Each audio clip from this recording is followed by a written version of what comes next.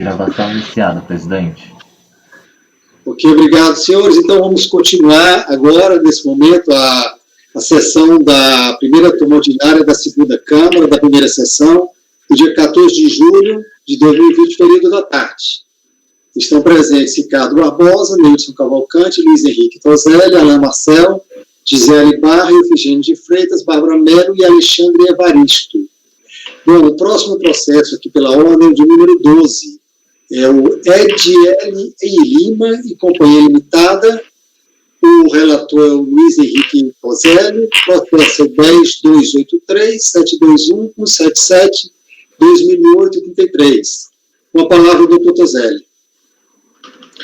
Presidente, esse caso aqui, ele é de um auto de infração que exige IR-fonte, e a base do lançamento é tudo DIRF mesmo. Então, o próprio contribuinte colocou IR-fonte a pagar sobre folha, mas não pagou o valor integralmente. Então, isso chamou a atenção da autoridade autuante, que foi lá e exigiu aí a diferença do tributo que foi declarado em DIRF e não pago, porque acho que DIRF nem hoje é, mas na época eu tenho certeza que não era confissão de dívida. Então, isso precisou do lançamento de ofício para cobrar. Aí o contribuinte, ele alega cerceamento de direito de defesa, capitulação incorreta da infração. Só é aquele tipo de defesa que contorna muito o mérito e não vai direto no ponto, é porque você declarou e não pagou. Então ele vai nas beiradas, nulidade, cerceamento, falta de motivação, etc. Aí ataca juros e multa também. A DRJ julgou a defesa parcialmente procedente, porque ela viu no sistema que tinha um pedacinho do IR-fonte que foi de fato recolhido, que era os 5 mil e pouco, e essa parcela foi excluída aí da exigência originária. O contribuinte, ele apresentou recurso voluntário, né, ele reitera as alegações de nulidade, e que a Selic é indevida, e ele afirma genericamente que teria necessidade de excluir valores já recolhidos, mas ele não fala que valores que seriam esses, além do que já foi pela decisão de primeira instância. Enfim, é um caso bem simples, presidente. Esse é o relatório. Posso ir para o voto? Tranquilo, pode ir. Estava sem o som. A nulidade. Contribuinte no recurso voluntário atacou auto de infração basicamente sob a alegação de nulidade por cerceamento de defesa e capitulação incorreta da infração. Aqui eu vou afastar, eu acho que não tem razão o contribuinte, eu cito aqui os artigos 10 e 59 do CTN, o 142, e falo que os lançamentos têm como motivação a constatação de que os valores de IRF declarados pela própria recorrente em sua DIF estavam em aberto, que corretamente levou o fisco a exigi-los de ofício. Então, no exercício de sua atividade plenamente vinculada, a fiscalização cumpriu seu dever de, após identificar o não recolhimento do fonte que foi informado, constituir o crédito. A motivação e a base legal constante do auto são suficientes para fundamentar a presente cobrança e permitem o pleno conhecimento da lide. Então, eu afasto os argumentos de nulidade. O mérito também é muito simples, porque salta aos olhos que a contribuinte, com exceção do valor pago referente à competência de novembro, o valor que foi reconhecido e abatido, não comprova os recolhimentos relativos ao IRF sobre folha de pagamentos que foram incluídos por ela própria na DIF. E, além disso, também não impugna a exigência de forma direta. Outro fato que chama a atenção é de que não há alegação ou comprovação de eventual erro de preenchimento de DIF, sendo que a própria recorrente reconhece a mora. Então ela fala que passou por crise financeira, etc. Então ela acaba reconhecendo como devido o próprio valor por ela apurado e declarado. Quanto à incidência de juros sobre multa, essa matéria já perdeu, aqui o contribuinte perdeu, né? Súmula CARF 108 determina que há incidência de Selic sobre a multa. Então, pelo exposto, presidente, eu nego o provimento ao recurso voluntário, é como voto. Perfeito. Acho que está bem claro, né? Bem objetivo o voto do conselheiro relator. Alguém deseja fazer algum comentário?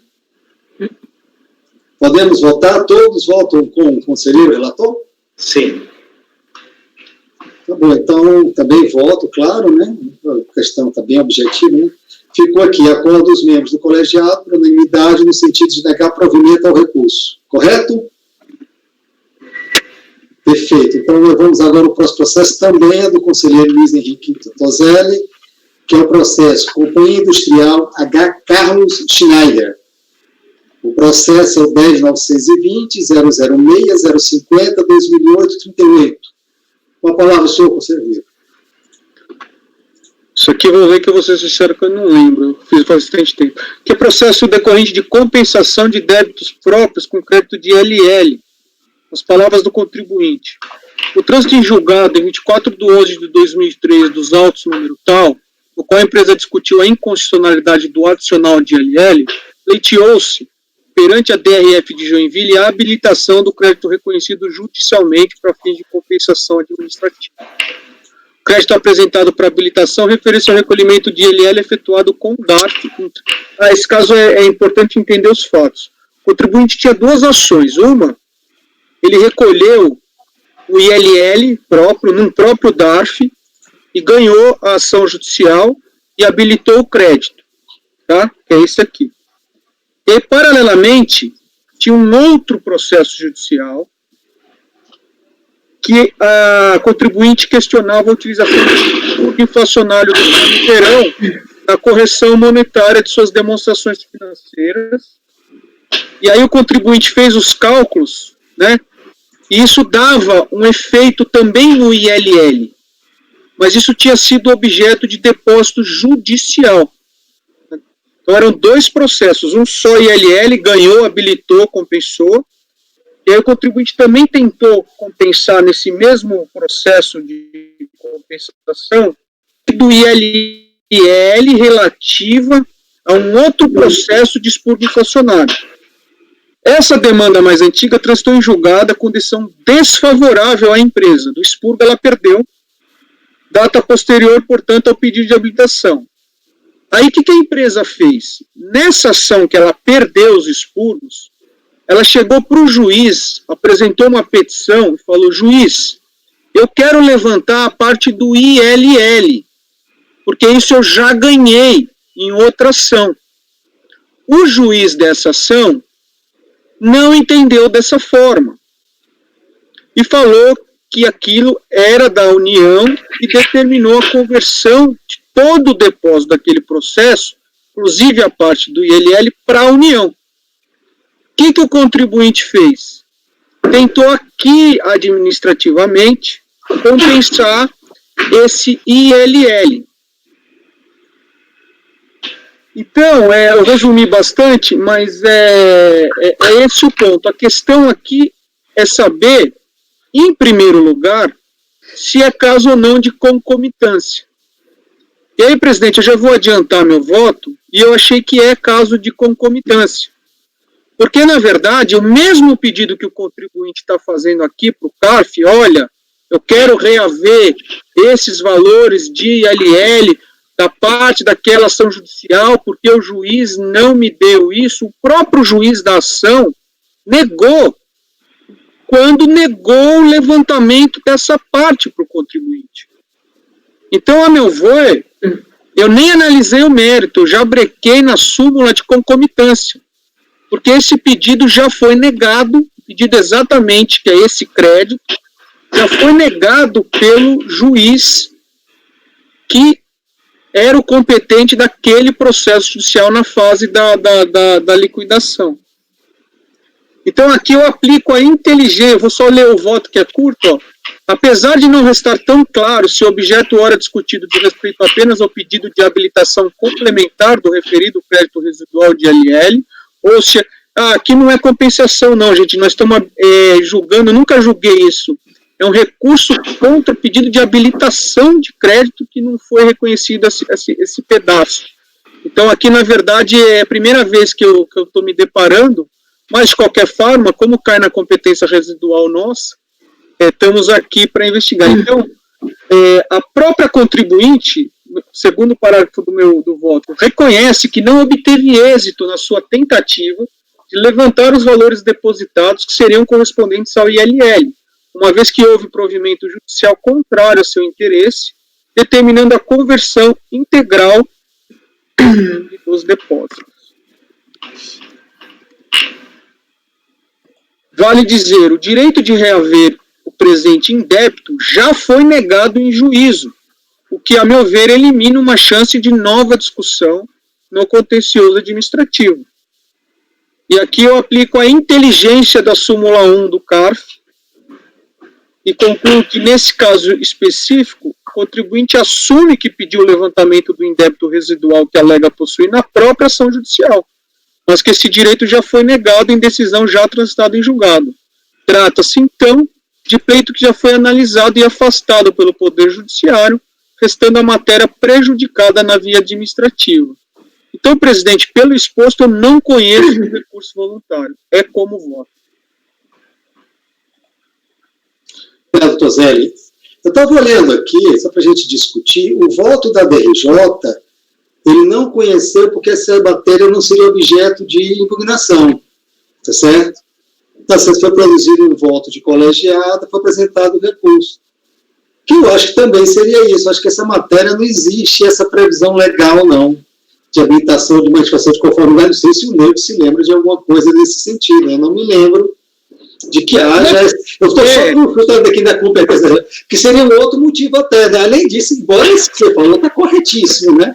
Mas acho que independente... chegou aqui, né, presidente? Então, chegou o recurso aqui para a gente analisar. Então, eu fiquei com essa dúvida também, se era caso de despacho de saneamento, alguma coisa, mas como chegou aqui, eu estudei o caso e vi que era concomitância, caso nem de conhecer o próprio mérito, eu já talvez tenha por outro fundamento ter dado o mesmo efeito, né? Mas eu concordo com você que eu não sei também.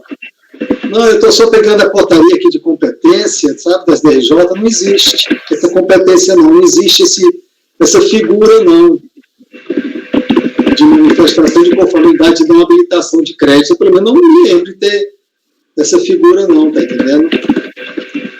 Eu acho que, inclusive, tem previsão que extingue não tem contencioso. Na verdade, é como se fosse o desfecho é uma decisão definitiva, né? Aí é algo que é interessante. Se a DRJ tivesse feito um despacho, nem chegaria para cá. Mas como eles fizeram uma decisão de colegiado, aí abriram o prazo para recurso e entrou com recurso para a gente, né? Está entendendo? Mas a matéria não me matéria ser matéria de competência para análise do contencioso também. Está na mesma, eu vou também, se não está analisando, nós chegaríamos ao mesmo resultado. Mas eu estou até confirmando aqui, consultando, mas eu não conheço essa figura desse recurso contra não habilitação, está entendendo? Se alguém quiser falar alguma coisa, eu libero a palavra, eu só estou concluindo aqui a portaria, pesquisando, mas não tem não. Eu acho que tranquilamente seria o caso de um recurso hierárquico, né? O superintendente teria o recurso administrativo da lei de 9732, né? Mas talvez porque tenha sido uma interpretação, pode ser dada a interpretação assim, olha, a aplicação de crédito para que é? Para usar numa compensação. Quer dizer, é uma etapa prévia à compensação. Quer dizer, não é compensação ainda, porque para eu apresentar a compensação, eu tenho que me habilitar antes. Então, pode ser dado esse entendimento, né? Que não é um procedimento de compensação, mas como ele é prévio à compensação, posso dar o entendimento que está discutindo, sim, o direito creditório aí, né? E aí, mas isso é interpretação, né? Então, assim, no caso, como o Toselli está não conhecendo um assunto que é até simulado, acho que fica bem mais tranquilo, né? Não tem nem recurso especial, nem nada. Eu confesso que eu saí pela tangente aqui, mais pelo consequencialismo, porque como eu já não conheci por outros fundamentos, como o efeito prático é o mesmo, eu acabei indo por esse caminho, né? Olha aqui as competências que é para a DRJ e, consequentemente, que traz recurso para o CAF, né? Determinação e exigência de crédito tributário, inclusive devido às outras entidades e fundos e penalidades. de infração à legislação tributária das quais não resulte exigência de crédito tributário, relativas à exigência de direito antidário, compensatório e de salvaguardas comerciais. Quanto à apreciação da autoridade competente em processo relativo a restituição, compensação, ressarcimento, reembolso, suspensão e redução de alíquotas de tributos. Pedido de revisão de ordem de emissão de incentivos fiscais, que são aqueles PEC, indeferimento de opção do Simples Nacional, e exclusão do Simples e do Simples Nacional. Ele só talvez desse naquela que o Nelson colocou ali, olha, não poderia estar querendo utilizar, e a gente poderia... Mas nós estamos aqui discutindo o que vai dar 6 ou meia dúzia, né? Vai dar na mesma. Né? Talvez você quisesse colocar no seu voto um parágrafo, mas além de não ter previsão legal, né?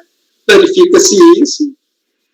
Fica aí a vontade. Eu vou pôr no início do meu voto, então, que não tem previsão legal para esse tipo de contencioso, mas como o processo foi encaminhado ao CARF, eu passo a analisar muito bem. Todos concordam?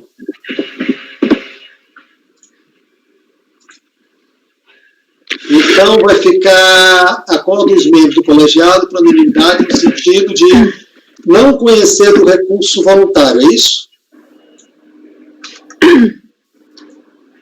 Não é negar provimento, né? É não conhecer. Não conhecer, no caso dele, seria renúncia à instância administrativa, né? Ok. Bom, o próximo processo também é do conselheiro Luiz Henrique Toselli. É o processo Patos de Minas, Prefeitura, processo número 1067001-235/2007-14. Com a palavra o conselheiro Toselli. Presidente, esse caso aqui, de enfrentar o mérito, a gente vai precisar discutir o problema de expulsão. Alguém comigo? O microfone aberto aí, né? Por favor, aí alguém. Acho que é o Efigênio. Aí. Então, aqui, na verdade, a DRJ, ela não conheceu a impugnação. Pato de Minas é um município. Então, o que aconteceu? Na hora da manifestação, na impugnação, não tinha documento autenticado do signatário. E aí existiu realmente uma intimação para regularizar, e o procurador que recebeu isso, ele juntou a dele, sem autenticar, e não a do signatário do procurador que assinou no passado a defesa. Teve a intimação, então não foi cumprido, porque provavelmente foi meio que aquela coisa rápida que a pessoa não dá a devida análise, mas isso já serviu de motivo para a DRJ não conhecer, que ela conseguiu que o contribuinte não cumpriu sua obrigação acessória de apresentar o original da nomeação constante no processo. A intimado dessa decisão, ou seja, não já da decisão da DRJ, o contribuinte interpôs recurso validário, pedindo que a defesa apresentada seja considerada válida, sim, com apreciação do seu mérito, tendo em vista que a falha na instrução processual não poderia servir de fundamento para o não conhecimento. E aí ele junta bonitinho agora toda a instrução processual, né, que é o termo de posse do prefeito, dos decretos de nomeação do procurador, do signatário, da defesa e do recurso. E os autos foram encaminhados para o CARF. E aqui, senhores, eu já me adianto que eu não vejo essa deficiência processual, ainda mais em se tratando de um órgão público, que é o município, como razão determinante para não conhecer. Eu concordo que o contribuinte foi intimado para regularizar, mas não é que ele deixou de atender a intimação. O procurador que fez atendeu errado, continuou com o vício de não ter a cópia autenticada de quem assinou, do procurador que assinou a defesa na época. De qualquer forma, hoje eu olhando, eu vejo que esse vício foi sanado. Ou seja, hoje a representação processual ela está adequada. E, indo na linha do novo CPC, que aplica-se subsidiariamente, você vê que existe uma tendência de flexibilizar o rigor de instrução processual, e, a meu ver, nesse caso concreto, ainda mais, porque não é uma empresa, de novo, é um município, é um órgão público. Então, presidente, eu acho que isso, para mim, é um erro processual, reconheço, sim, mas não a ponto de tornar a impugnação inepta, vamos dizer assim. Então, a minha proposta é para afastar esse vício de irregularidade processual, mas para que a DRJ supere isso e enfrente o mérito da discussão. Então, o meu voto é por dar parcial provimento para afastar a irregularidade de representação processual e, consequentemente, anular a decisão de piso, devendo a DRJ proferir nova decisão com apreciação do mérito da exigência da multa isolada. É como voto, presidente. Ficou bem claro. Eu acho até que, nesse caso, se não tinha a comprovação da parte que estava representando o contribuinte, não é nem para ter sido julgado em primeira instância, era um despacho de devolução. Eu acho que as instruções são mais nesse sentido. Mas eles produziram um acórdão, né, nesse aspecto. Para ouvir os demais conselheiros, o voto do Tosé está bem claro e está bem fundamentado do ponto de vista dele. O que vocês acham aí?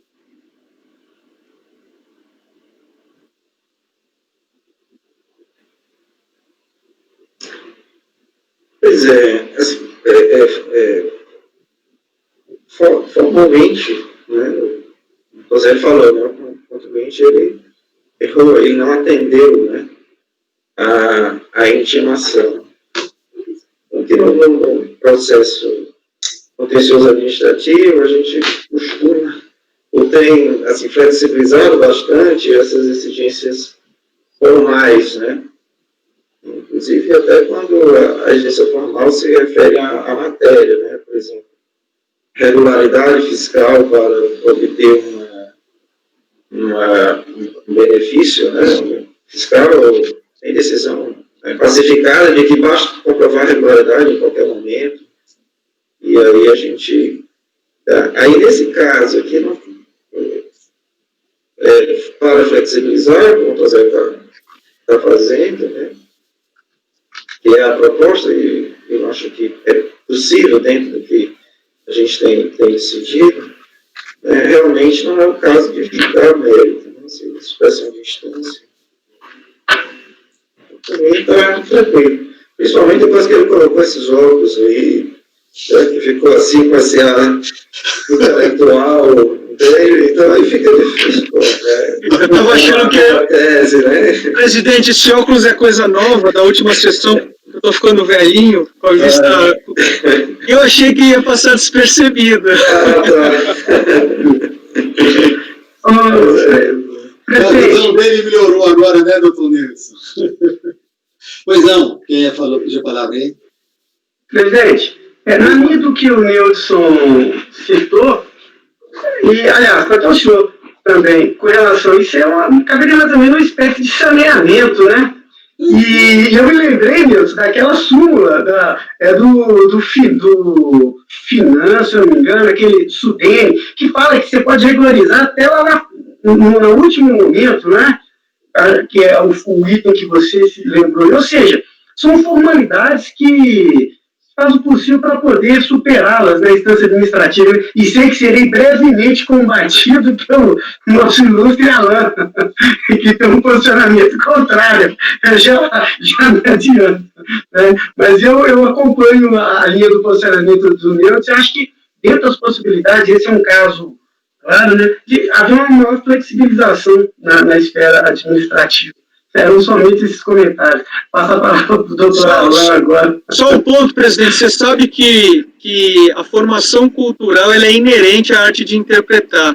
Sim. E o nosso conselheiro Alain tem formação militar. Por isso, de todo esse rigor que lhe é peculiar. Brincadeira, Alain. Doutor Alain, eu só for provocado e citado, né? Quiser agora para se manifestar. Tá mudo. Estão me ouvindo agora? ouvindo? Então, também não é verdade que minha formação militar faça de mim um jogador que dê tanta importância assim aos aspectos formais. Mas eu fiquei assim um pouco. Essa é a primeira vez que a gente enfrenta essa questão, né? Sobre regularidade dos instrumentos de procuração, né? E aí o que me pareceu é que essa regularização foi feita no recurso voluntário, não é isso, Rosélio? Na verdade, Alan, não é que antes de chegar na DRJ, o município recebeu uma intimação. Mas o que o procurador fez? Ele não se ateve que ele tinha que mostrar o documento do procurador anterior. Então ele fez e deu o dele. Então, é isso também que... Não é que não houve resposta. Isso para mim pesou também. Certo. Ele se equivocou. Então foram dois equívocos. Um no momento da impugnação, de não trazer os atos de cópia autenticada. E o segundo foi na hora de suprir isso, permaneceu porque o cara deu a dele. E não era do signatário da defesa. E agora, no recurso, alguém parou ali, olhou e arrumou. Entendi. Então tá explicado. Senhores, vamos votar? Podemos votar? Doutor Nilson. Acompanhe, relator. Doutor Tozelli, foi? Alain? Acompanhe, relator. Doutora Gisele? Acompanho o relator. Doutor Efigênio? Acompanhe o relator. Acompanho o relator. Doutora Bárbara? Já está mudo, Bárbara. Ainda está sem... Não estou ouvindo. Bárbara ainda está sem som. Acompanha, né? Doutor Alexandre. Eu também acompanho. Doutor Alexandre acompanha. Só porque eu gosto, claro que eu acompanho também o relator, tá certo? Eu entendo que no caso desses não eram nem para ter sido julgado em primeira instância, né? Normalmente a própria DRE, que é a entidade lá preparadora, não era nem para encaminhar esse processo para a DRJ se havia uma falha de instrução processual. A DRJ verificando uma falha para devolver para o despacho. Agora, já que ela fez um acordo, ela abriu espaço para um colegiado, e aí ele agora aprovando, né? Não tem saída. Eu acho que eles têm que julgar agora em primeira instância, né? Ok? Gente, então ficou o seguinte: agora acordam os membros do colegiado por unanimidade, no sentido de dar parcial provimento ao recurso voluntário para afastar a irregularidade da representação processual e, consequentemente, anular a decisão de primeira instância administrativa, devendo a DRJ proferir nova decisão com apreciação do mérito da exigência da multa isolada. Correto? Bom. Daniel, você tá congelado, pelo menos para mim, não sei se para vocês. Deixa eu ver se... É congelado. Deixa eu consertar aqui. Quando eu fui arrumar, sair para o almoço, caiu o Jitsi. Aí quando eu voltei, voltou em alta definição. Melhorou agora?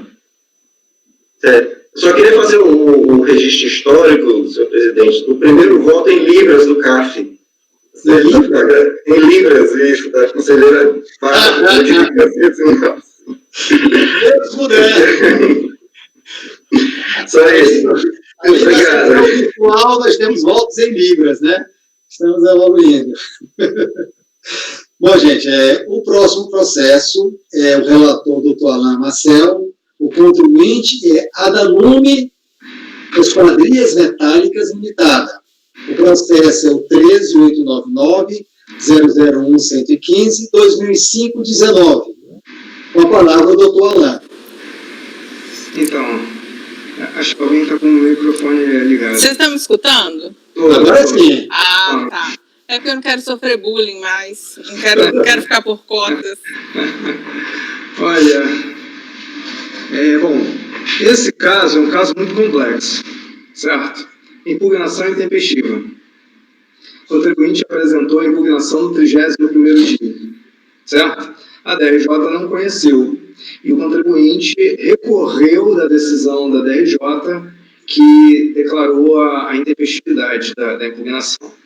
E daí a única coisa que nos cabe fazer é, no caso, ou reconhecer que foi intempestivo ou não intempestivo. Se em reconhecendo, a gente não entra no mérito, né? Porque são questões fáticas, tem que devolver a DRJ para que a DRJ enfrente o mérito. Ou então julgar improcedente o recurso voluntário, porque de fato a DRJ tinha razão que a impugnação era intempestiva. E aqui, em caso, realmente, ele impugnou no 31º dia. E, portanto, a impugnação é intempestiva. Bom, já vi o relatório e o voto já.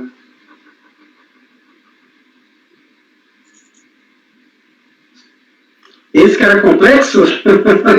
Mas se você voltou no calendário bonitinho. Coloquei no calendário, sim, bonitinho, olha só. Vamos ver aqui, olha. O auto de infração foi cientificado via postal em 5/12 de 2005 e folhas 88, segunda-feira, enquanto a impugnação fora protocolada em 6 de janeiro de 2006 e folhas 90, portanto, no 31º dia. Assim, a impugnação foi intempestiva. Para feriado local, não é nada disso? Não, não tem feriado local, nem nada nesse sentido.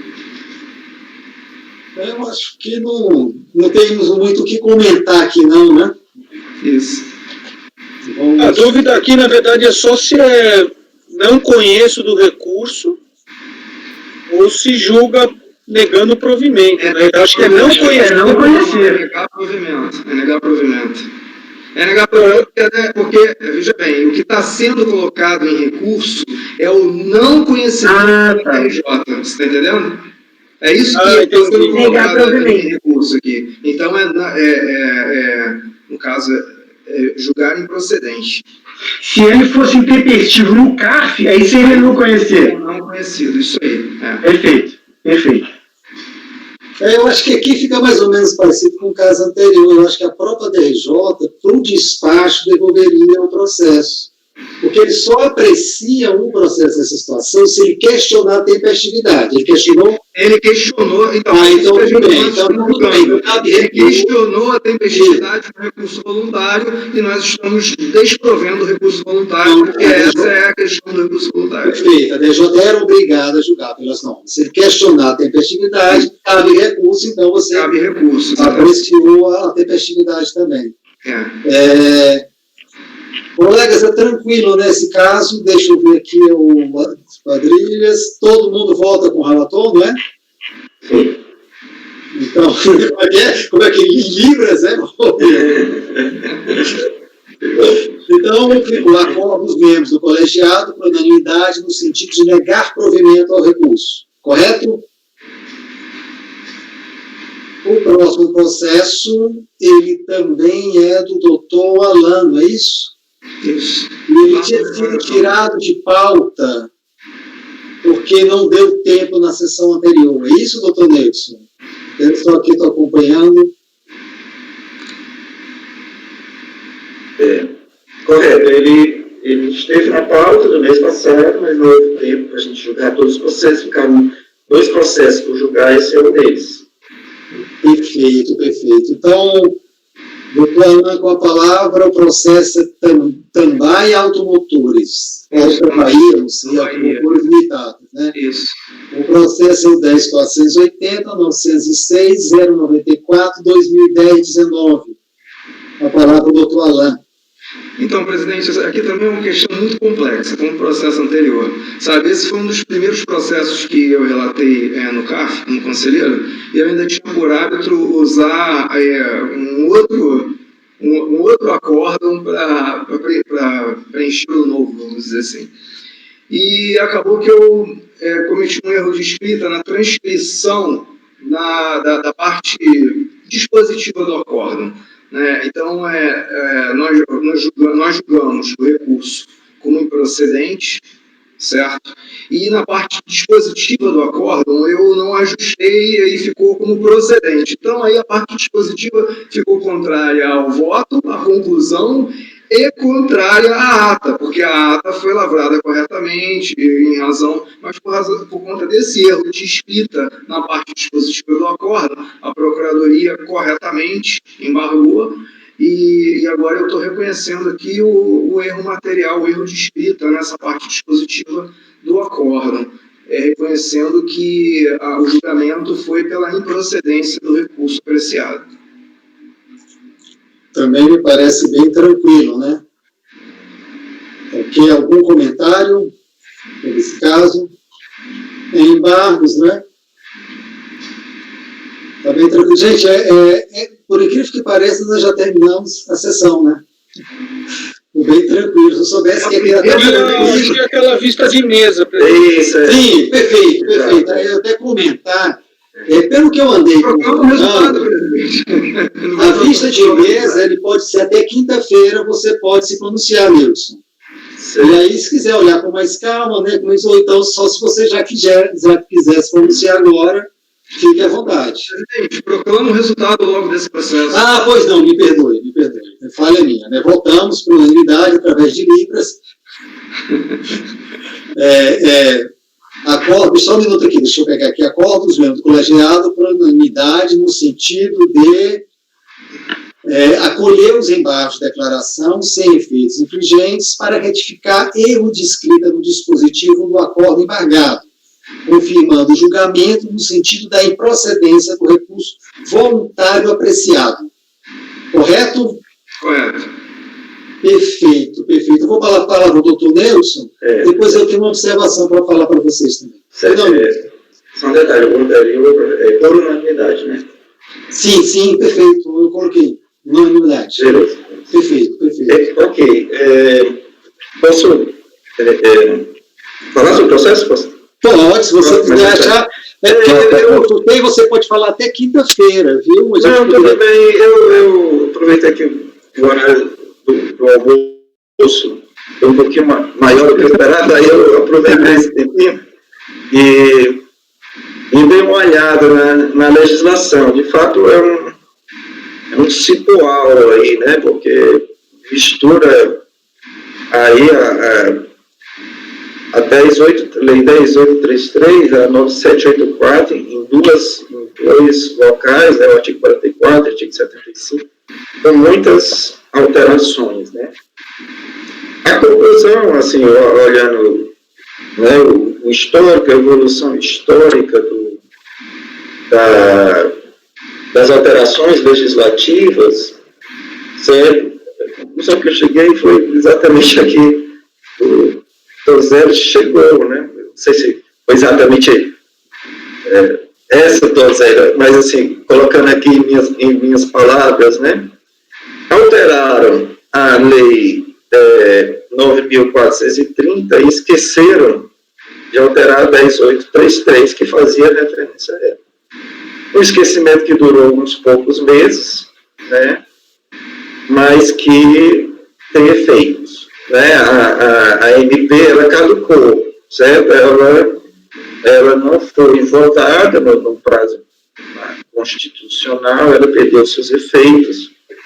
A legislação voltou ao que era antes, por conta disso, mas durante o tempo de eficácia da medida provisória, ela teve efeitos, né? Quando se trata de sanção, né? Então, acho que aqui o caso clássico de abolício crime. Então, a gente tem uma pena mais grave, essa pena foi reduzida. Então, a redução da pena atinge a todos aqueles que foram alcançados por essa pena, principalmente aqui no nosso caso, em que o processo ainda está sob julgamento, né? Ainda não tem decisão definitiva.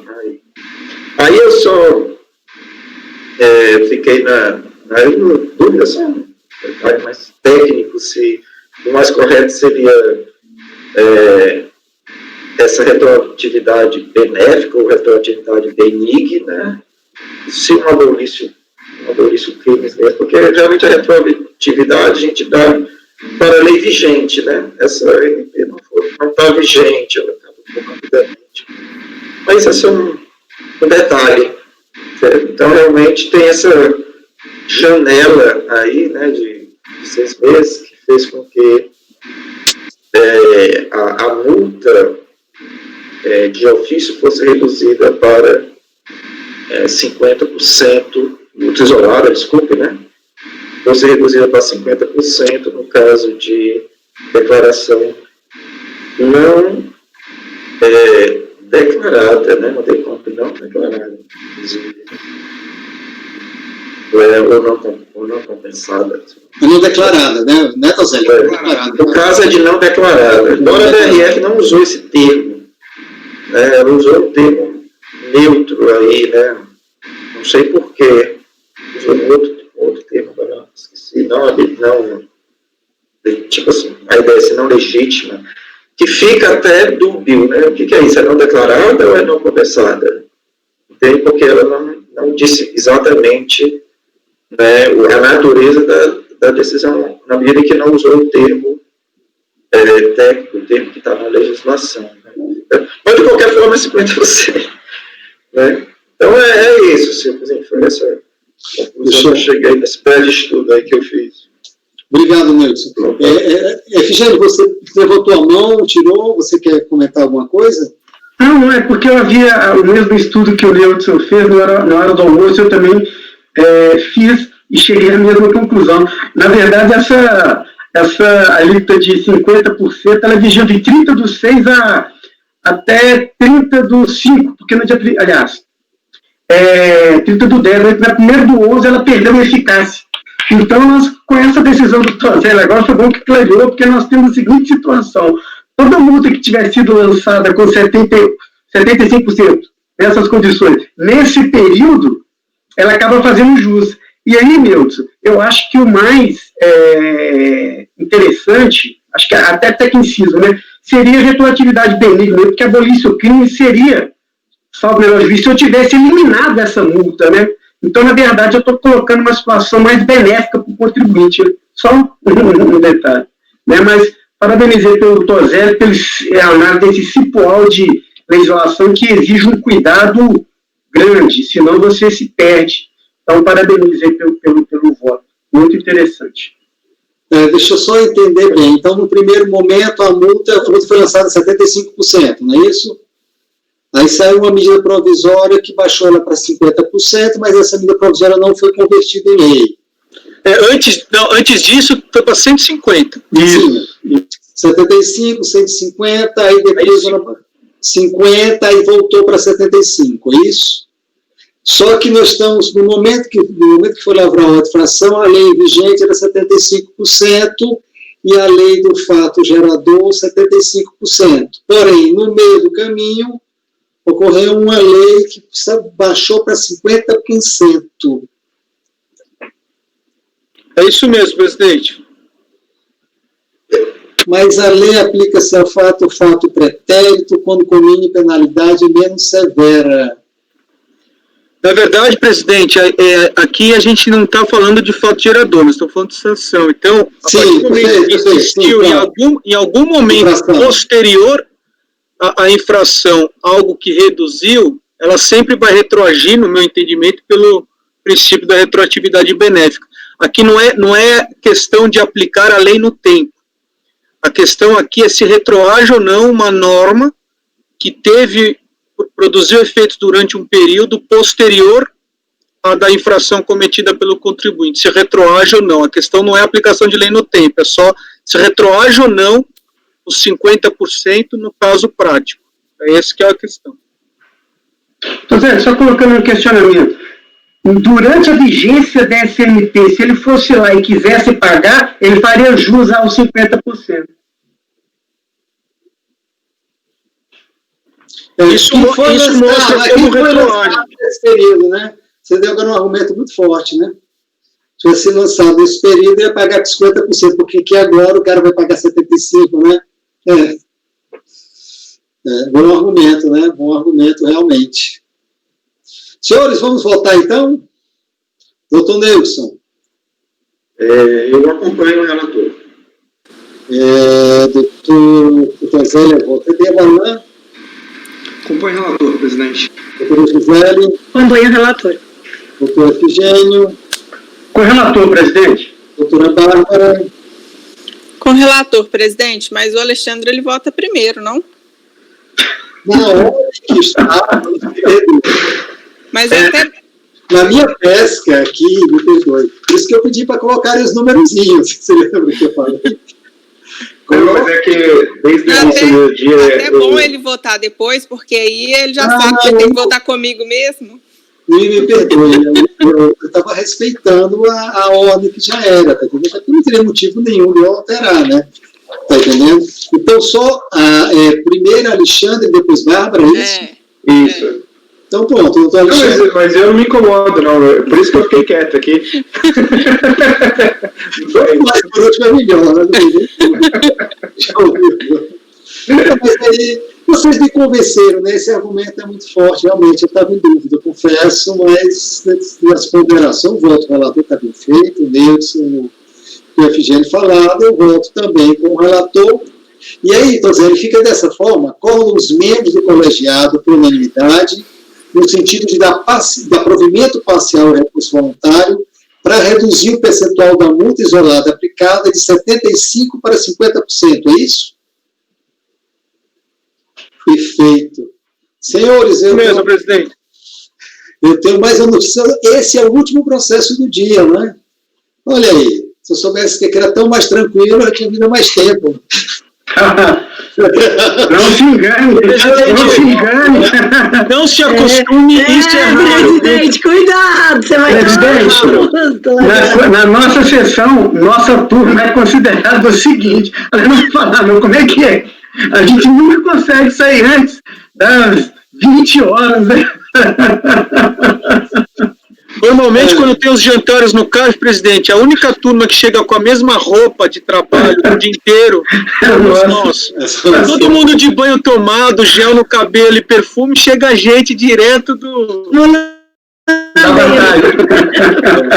A gente sabe isso, que assim, no final do dia, todos os repórteres estão todos lá na nossa sala. Todos os repórteres